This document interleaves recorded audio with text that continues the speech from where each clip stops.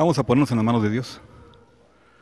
Señor, muchas gracias te damos en este día porque tú nos concedes la vida, la salud, porque nos das la fuerza, Señor, porque nos das el sustento, por toda tu provisión, Padre. Te agradecemos y te pedimos que tú nos guíes, que tú seas quien ponga el mensaje y no seamos nosotros, Señor, el que hable a tu pueblo. Gracias, Señor, por tu infinita paciencia para con nosotros. Te pedimos perdón por nuestros pecados en el nombre de tu Hijo amado Cristo Jesús. Amén. En 2 de Crónicas, capítulo 3, versículos del 4 al 9, dice, casi no me oigo, ahí está. Y de tal confianza tenemos mediante Cristo para con Dios, no que seamos competentes por nosotros mismos para pensar algo como de nosotros mismos, sino que nuestra competencia proviene de Dios, el cual asimismo nos hizo ministros competentes de un nuevo pacto. Perdón, pueden salir los niños y los adolescentes. Es que para ellos era. Me quedé en el capítulo versículo 6, ¿verdad? Muy bien. El cual asimismo nos hizo ministros competentes de un nuevo pacto, no de la letra, sino del Espíritu. Porque la letra mata, mas el Espíritu vivifica. Y si el ministerio de muerte grabado con letras en piedras fue con gloria, tanto que los hijos de Israel no pudieron fijar la vista en el rostro de Moisés a causa de la gloria de su rostro, la cual había de perecer, ¿cómo no será más bien con gloria el ministerio del Espíritu? Porque si el ministerio de condenación fue con gloria, mucho más abundará en gloria el ministerio de justificación. Comentaba en la mañana que desde hace como 2 meses me invitó el pastor Abraham a compartir con ustedes. Y yo estaba piense y piense de qué hablamos, de qué les platico, de qué les hablo. Y hace poco tiempo tuve una discusión, así como dice Abraham, teológica. En donde yo trabajo son de la iglesia adventista. Y estábamos discutiendo algunas cosas. Principalmente que yo creo que todo lo que está aquí es verdad. ¿Quién lo cree? Voy a volver a repetir. Todo lo que está aquí es cierto. ¿Sí? Muy bien. Como todo lo que está aquí es cierto,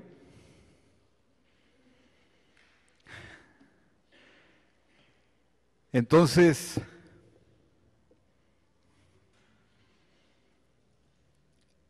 les decía yo que en esa discusión todo surgió porque Cristo enseñaba con parábolas. ¿Están de acuerdo? ¿Y qué es una parábola?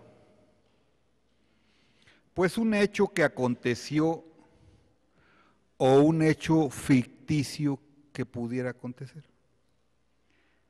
Y en ese ficticio o falso es en donde nos enfrascamos en el pleito.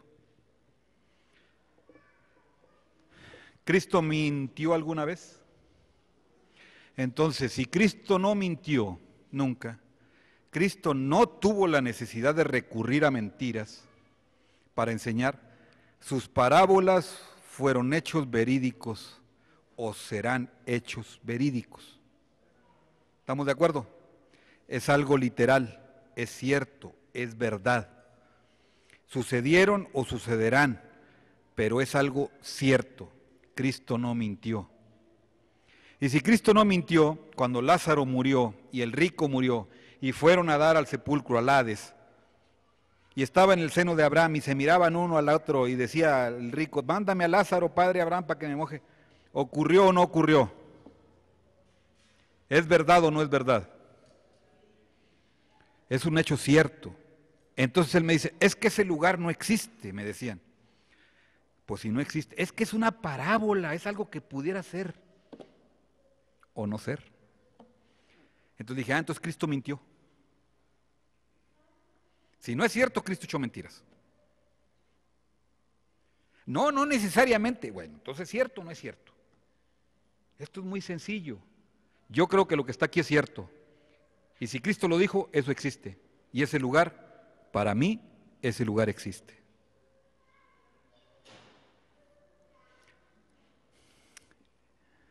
Entonces me dice, es que usted es muy literal. Entonces le decía yo a Abraham y a todos, pues es que no encuentro otra manera de interpretar la Biblia que no sea literal. ¿Cómo leer la Biblia? Pues así, literal. Lo que ahí está, no le mueva, no le cambie, no le ponga, no se imagine. Ahí está muy claro. El día de ayer me mandó un WhatsApp un amigo, lo quiero mucho, y me hablaba de que tuvo una discusión también teológica con otro amigo, mutuo también, y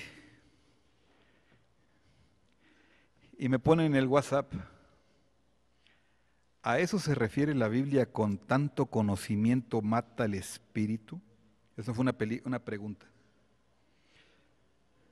¿Así dice la Biblia?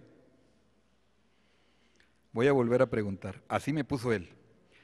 ¿A eso se refiere la Biblia cuando dice que tanto conocimiento mata el espíritu? Y entonces le dije yo, así no dice la Biblia.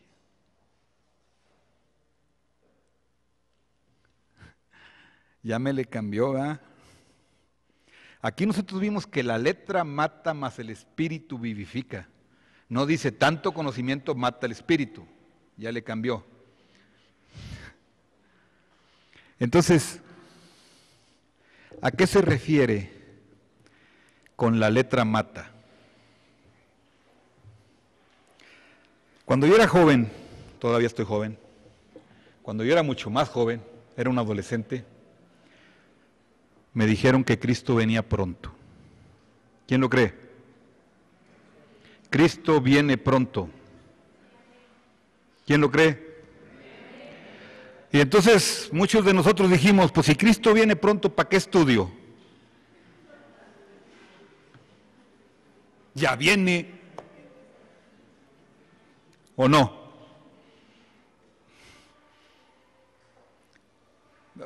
Fíjense la contradicción, ¿no? Nos dijeron, Cristo viene pronto.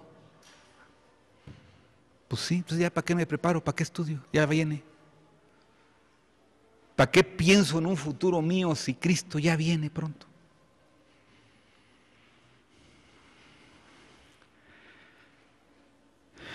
La letra significa, la palabra letra o grama es un símbolo, una letra es un símbolo. En el alfabeto griego era alfa, beta, teta, gamma, lambda, y así se sigue, ¿no? Entonces es alfabeto, porque así se llama, alfa, beta, y así se llama alfabeto, es el griego. Y en nosotros tenemos A, B, C, D, ¿verdad que sí? Entonces tenemos abecedario, ¿sí? Entonces, letras, la letra significa lo escrito, las cartas, la ley. Cristo nunca admitió que la ley da vida eterna. Cristo nunca dijo que la ley da vida eterna, pero tampoco dijo que no cumpliéramos la ley, sino que al contrario, Cristo dijo y puso el ejemplo en cuanto al cumplimiento de la ley. Cristo no niega que la infracción de la ley es pecado. La infracción de la ley es pecado. Pablo lo refuerza, Pedro lo sigue diciendo. Pero también dice que existe una posibilidad de remediar esa infracción o esa transgresión. Y esa posibilidad de remediar es solamente a través de Cristo, a través de Jesús. En el Lucas 15 existen varias parábolas, no los lean, nada más se los voy a recordar. Se pierde una oveja y va el pastor por ella. Hay una posibilidad de remediar la cosa. Se pierde una moneda y la recuperan. Se va un hijo y se pierde, el hijo pródigo se pierde y regresa. Y aún habiendo otro hijo que estaba cumpliendo con toda la ley del padre, ¿o no? El hijo alcanza, pues ahora sí que perdón y misericordia, el que se perdió, ¿no? También habla de un publicano que estaba en el templo y un fariseo que estaban en el templo orando, y uno decía: gracias te doy, Padre, porque me has hecho perfecto, guapo, hermoso, y porque yo estudio y leo y cumplo con toda la ley y doy mis diezmos. Y el otro estaba orando y orando, arrepentido de todos sus pecados, y dice la palabra que el que estaba más arrepentido y llorando salió justificado, mientras el otro no. Y uno era maestro de la ley y el otro era un publicano, un pecador, al servicio de los inconversos. Cristo no deroga la ley. Cristo insiste en que es una norma de vida. Eso está en Lucas 10, del 26 al 28, lo pueden leer. Cristo habla sobre la ley y dice que hay que cumplirla. Es más, le dice a sus discípulos en mismo Mateo 11, capítulo 29, que su justicia sea mayor que la de los fariseos. O sea, ustedes deben saber más que los maestros de la ley.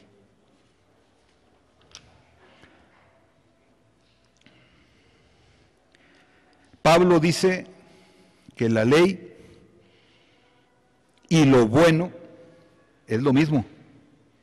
Lo dice Pablo. Pero aún siendo hacedor de la ley, todos somos pecadores. Y la paga del pecado es la muerte. Y entonces, todos los que se rebelan contra la ley se rebelan contra Dios. Y al rebelarse contra Dios somos dignos de muerte. Nada más que la justificación es a través de Cristo. Y lo dice el mismo Pablo.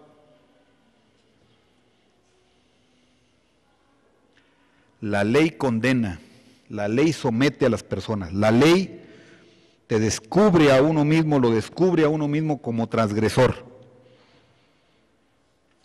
Pero solamente a través de Cristo se recibe el perdón. ¿Qué es conocer?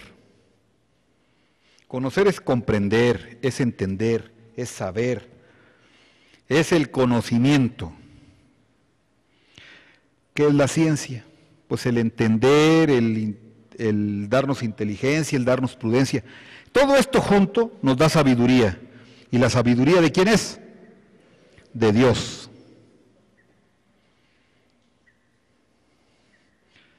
En los griegos decían, Sócrates, conócete a ti mismo. Y la Biblia nos dice, conoce a Dios. Conoce a Jesús. Dios, en su conocimiento, Dios es el mismo conocimiento. Dios, el conocimiento de Dios es infinito. Dios conoce al hombre en sus pensamientos.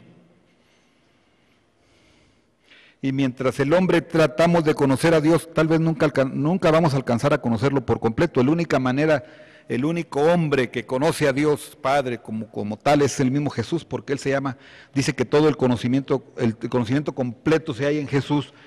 Porque Jesús, dice en Colosenses 2, dice que que el mismo Dios habita corporalmente en Él, en quien habita corporalmente toda la deidad en Jesús.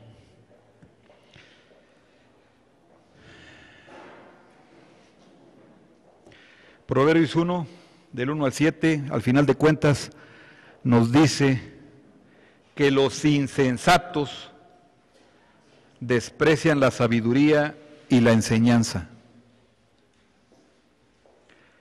Proverbios 9, versículo 10, el conocimiento del Altísimo es la inteligencia. Miqueas 4:12, ellos no conocieron los pensamientos de Dios ni entendieron su consejo, por lo cual los juntó como gavillas en la era.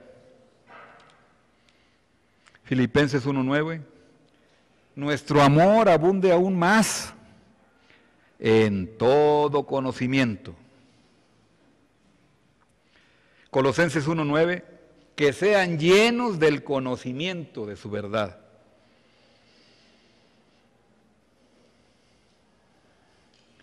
Como ustedes pueden ver, nos pide que conozcamos, que sepamos. No me quede con la letra mata. Quiere que estudie, que aprenda, que lo busque.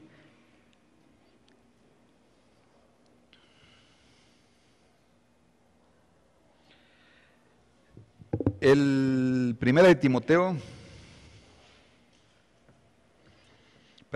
de Pedro 1. Primera de Pedro 1 nos dice, Segunda de Pedro, todo el capítulo, toda la epístola de Pedro, la segunda, habla de que nosotros busquemos conocimiento, que nosotros busquemos saber más. Todo lo que está escrito ahí así es.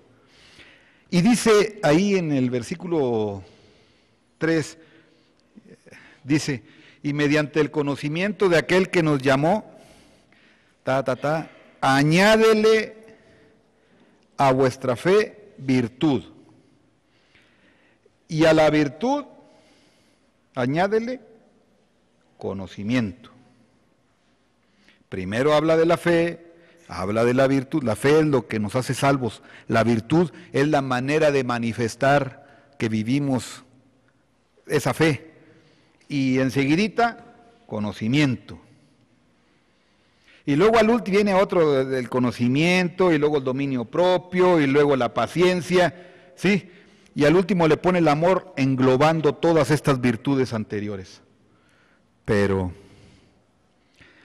la Biblia no enseña que sea incorrecto que los cristianos leamos.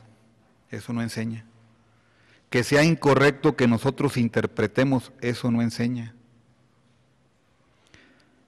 Se nos ha dado la palabra para que la leamos, para que la analicemos, para que la obedezcamos. Dice la Biblia ahí mismo en Pedro, versículo 20, segunda de Pedro, segunda de Pedro, que la profecía de ninguna manera es de interpretación privada. ¿Qué significa esto? Que nomás yo le entiendo y luego se las explico, Eso no es. Dice que de ninguna manera es privada. O sea que es pública, que es para todos. Entonces nosotros para poder leer y entender la Escritura debemos buscar y tener la influencia, el consejo del Espíritu Santo, el cual también es llamado Espíritu de verdad.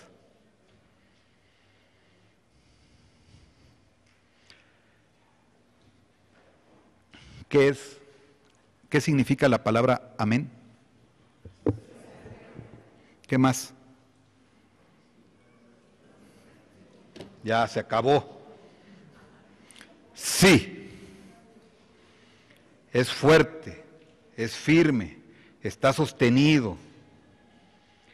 Es algo bien fundado. Por lo tanto, es fiel, es verdadero. Todo eso significa amén, no nomás así sea. Entonces, esta Biblia es verdad, amén. Puedo tener la confianza de que así es. En Juan 5:15 le preguntaban, ¿cómo sabe este tanto sin haber estudiado? En Hechos 26:24, una persona que se llama Festo le dice a Pablo, las muchas letras te han vuelto loco, Pablo. O sea, de tanto estudiar ya te volviste loco. ¿Quién se lo dijo? Festo. Pero Festo era cristiano. Ah, pues no. Era inconverso. Entonces cuando le digan, las muchas, no hay que estudiar porque las letras te vuelven loco. ¿Quién lo dijo?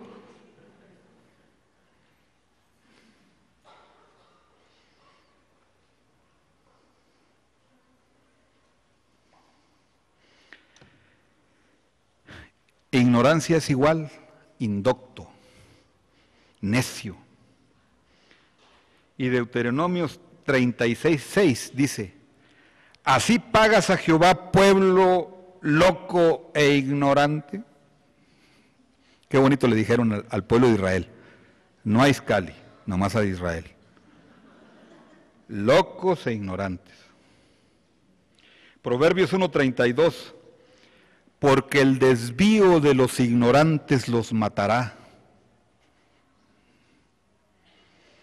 Eclesiastés 5:6: no digas delante del ángel que fue por ignorancia, porque entonces harás enojar a Jehová y destruirá la obra de tus manos. Es que no sabía. Aquí dice que no digas que no sabías, que no se vale decir que no sabías. En Romanos 11:25 dice: porque no quiero que ignoren este ministerio.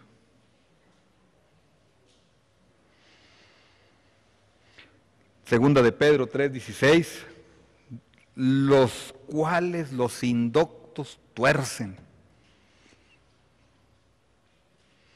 Judas 24:25 dice que son como niños recién nacidos que no se alimentan de la palabra, según en primera de Pedro 2:2, y no crecen en el Señor porque son inestables en este mundo perverso. Los cristianos debemos dedicar tiempo para alimentarnos de la palabra, para estudiar, para conocer.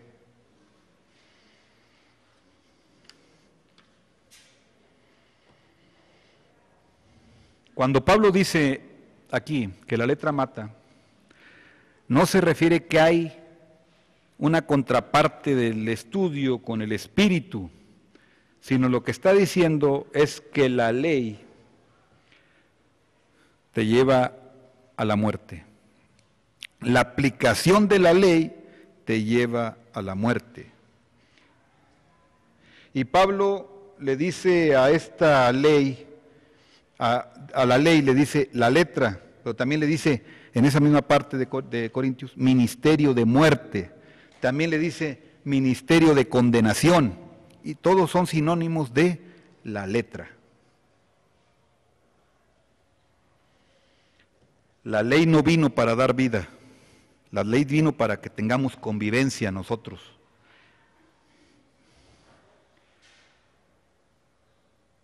Ningún hombre ha sido salvo por la ley, solamente a través de Cristo Jesús. Y la ley, dice la que acabamos de leer en Corintios, que también tenía gloria y tiene su gloria, pero que es una gloria perecedera. Así dice.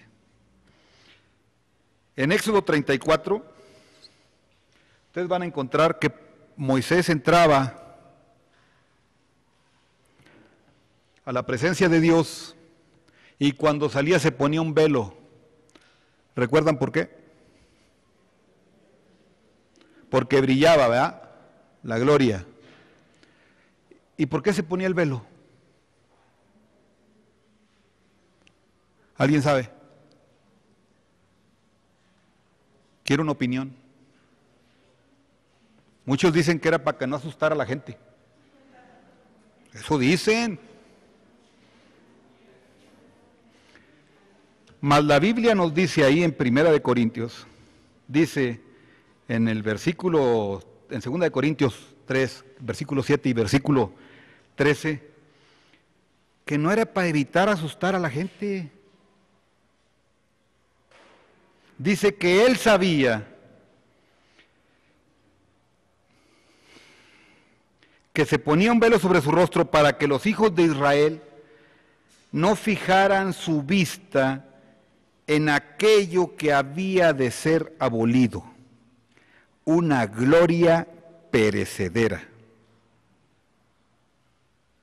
No se fijen en la gloria que ha de perecer, fíjense en la gloria que es eterna. Y la gloria eterna la alcanzamos a través del nuevo pacto en Cristo Jesús. ¿Me puedes poner la de Isaías 40:22 aquí atrás de mí? Jesús les dijo a todos sus discípulos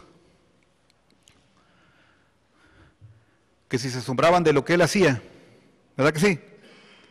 Y les dijo, ustedes mayores cosas que estas van a poder hacer. Así les dijo, ¿verdad? Y dentro de la discusión que tenía yo con estas gentes, era el cómo interpretamos o cómo leemos, ¿verdad? ¿Alguien me puede decir qué está escrito ahí? Yo les voy a decir una, ¿vale? Les digo una manera de cómo lo veo. Ahí dice que nosotros somos depredadores. ¿Sí o no dice así? Digo, así lo entiendo yo, ¿no? Eso lo escribió Isaías como 500 años antes de Cristo. ¿Están de acuerdo? Digo, más o menos, hay más o menos una prox. Así dice, ¿no? ¿Alguien me puede decir otra cosa que ahí diga? No se me amontonen, nomás uno. Oigo, que somos pequeñitos, pequeñitos, chiquititos comparados con él, pero bien depredadores. ¿Alguien más me puede decir qué más dice ahí?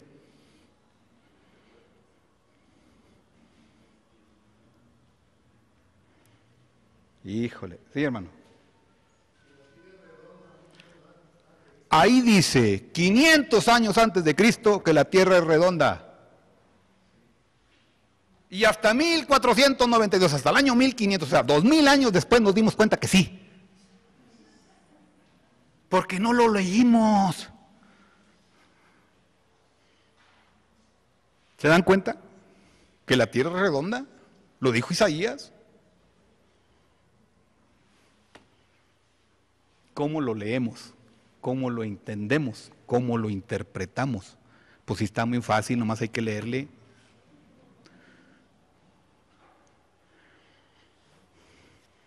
Les voy a preguntar algo que va a ser controversial, ¿sale? Ayer lo platicaba con Pati. ¿Dónde está Pati? Por ahí la vi, ya se me fue. Allá estás. ¿Jesús perdonó pecados? Otra vez. ¿Jesús perdonó pecados? Los escribas y los fariseos dijeron, ¿con qué autoridad perdona pecados? ¿Sí o no? Les voy a preguntar, ¿Jesús perdonó pecados? Híjole, unos dijeron que sí y otros dijeron con la cabeza de que no. Los que me dijeron que sí, que me digan dónde dice. Les voy a decir dónde está. Mateo 9:2, Mateo 2:5 y Lucas 5:20. Y Jesús les dijo, tus pecados te son perdonados. Pero yo le dijo, yo te perdono tus pecados. A ver. Él le dijo, yo te perdono tus pecados. O le dijo, tus pecados te son perdonados. ¿Quién es el que tiene la capacidad de perdonar los pecados? Dios Padre. Entonces me dicen, controversia con la Iglesia Católica, nosotros tenemos capacidad de perdón de pecados así como Jesús, porque mayores cosas que esas que Él hizo nosotros haremos. ¿O no? Y si Jesús perdonó pecados, yo también puedo. Digo, con fundamento bíblico. Entonces yo me pregunto, ¿Jesús perdonó pecados? Y si no los perdonó, entonces ¿con qué autoridad lo voy a hacer yo?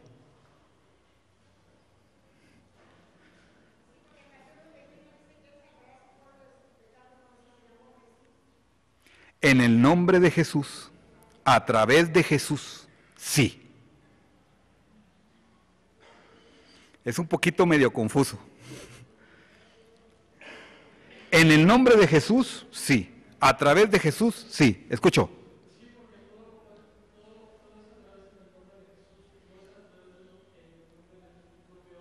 Así es. Aquí voy a explicar algo. ¿Qué significa en el nombre de? Ahí voy. Si yo vengo a darles un mensaje del hermano Abraham aquí, les digo, me dijo Abraham que les dijera tal cosa. En el nombre de Abraham les vengo a decir tal cosa. Eso significa. Cuando yo le pido al Padre, en el nombre de Jesús, Significa, yo te estoy pidiendo algo que Jesús te pediría. No algo que a mí se me ocurre. Porque es en el nombre de Él, vengo en su nombre. En su nombre te vengo a decir, Dios Padre, que esto. Hay cosas que le pedimos al Padre que no tienen nada que ver con Jesús. ¿En serio? En el nombre de Jesús que yo me saque la lotería. Nada que ver. Eso no lo pediría.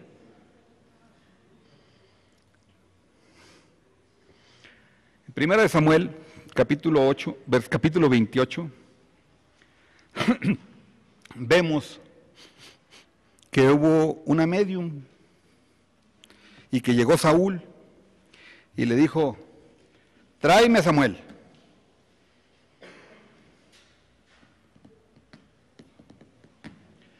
¿Y quién vino?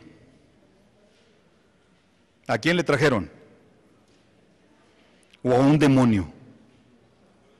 Es que los muertos están y nada saben. Y están en un lugar de descanso, no pueden subir, dice la misma palabra. Entonces ese que subió era un demonio. ¿Qué dice la palabra? ¿Quién era? Y Samuel le dijo tal cosa. Y Samuel le dijo tal cosa. Y Samuel le dijo tal cosa. 3 veces le dijo Samuel. Entonces, ¿quién era? Pues Samuel, ahí no dice el demonio que se parecía a Samuel. O sea, literal, era Samuel. Es más, ni le contestó lo que le preguntó Saúl. Saúl fue por una cosa y salió con otra, regañado y todo. Y hasta maldecido.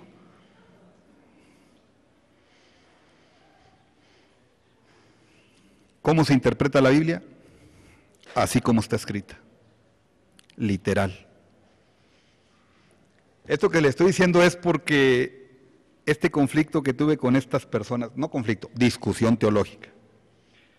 Y esto que le estoy comentando del perdón de pecados, de que no era Samuel, de que Jesús sí perdonaba los pecados y que nosotros mayores cosas haremos, de que las parábolas no necesariamente son ciertas. Entonces dije, bueno, pues entonces, ¿qué crees? Yo creo que lo que está aquí es cierto, digo por mí. Y para creer y para conocer, pues la única manera es estudiarla. ¿Cómo se estudia la Biblia? Así. Les puse un ejemplo de Isaías 40:20, porque a veces nadie se fija en la palabra que dice círculo. Todos se van por el otro lado.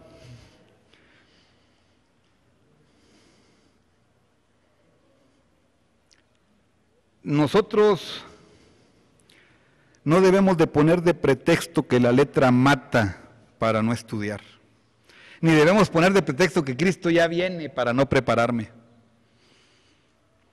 Dice la palabra que había unas vírgenes que estaban esperando al Señor. Y hubo una que sí puso aceite en su lámpara, suficiente. ¿Qué significa eso? Que se preparó. Que se preparó. Los que estuvieron en INSTE, ¿quién ha estado en INSTE?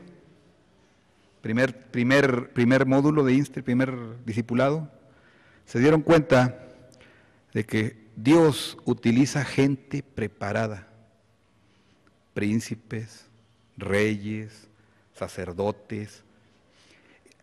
Pero Pedro era uno sacado de ahí y tuvo un curso intensivo de 3 años con el mejor maestro antes de sacarlo. ¿Sí o no? ¿Es que Pedro era un indocto? Pues sí, era. Antes. Imagínense que le estén enseñando todos los días, 3 años.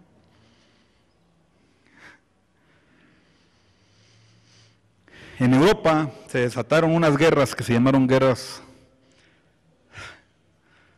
de las protestas o de los protestantes, en donde hubo una persona que se llamó Martín Lutero, en donde él dijo Él decía que la Escritura debe interpretarse así como está y que la Escritura debe ser para todos. Y cuando dijo que la Escritura debe ser para todos, se desató la guerra, porque los que tenían el privilegio de interpretarla, no les gustó que los demás la leyeran. En México hubo una guerra que se llamó la Guerra de Reforma, ¿sí saben? ¿Sí se acuerdan? Y don Benito Juárez le quitó al clero la capacidad exclusiva de leer e interpretar esto con esas leyes de reforma, y nos la puso para todos, y hasta hubo una guerra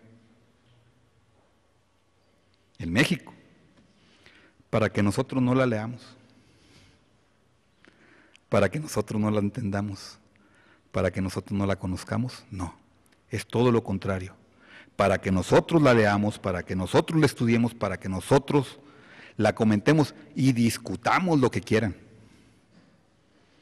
Todo para crecer en el Señor. Cada uno de nosotros tiene la capacidad de leerlo, cada uno de nosotros tiene la capacidad de interpretarlo, cada uno de nosotros tiene la capacidad de entender. No solamente los que se preparan para hacerlo. Hoy los exhorto a que no nos quedemos con lo que la letra mata, esa parte no la usemos para decir yo no estudio porque la letra mata. Simplemente la ley nos condena y por eso, y somos culpables de muerte por la ley, por la letra, pero que en Cristo, el cual nos revela el conocimiento, en Cristo tenemos la salvación. Mi exhortación es para que conozcamos a Dios, para que conozcamos su palabra, para que nos preparemos. Y en eso quedamos. Muchas gracias, mis hermanos. Vamos a orar para despedir. Señor, te damos gracias en esta hora por la oportunidad de compartir tu palabra, por la oportunidad de convivir con mis hermanos. Te agradezco, Señor, porque tú nos das la vida, la salud hasta este momento.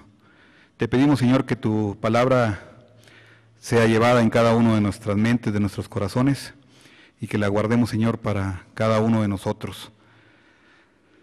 Asimismo te agradezco, Señor, el que nos hayas traído hasta aquí, y te pedimos que nos lleves a todos con bien a nuestros hogares. En el nombre de tu Hijo amado Cristo Jesús. Amén.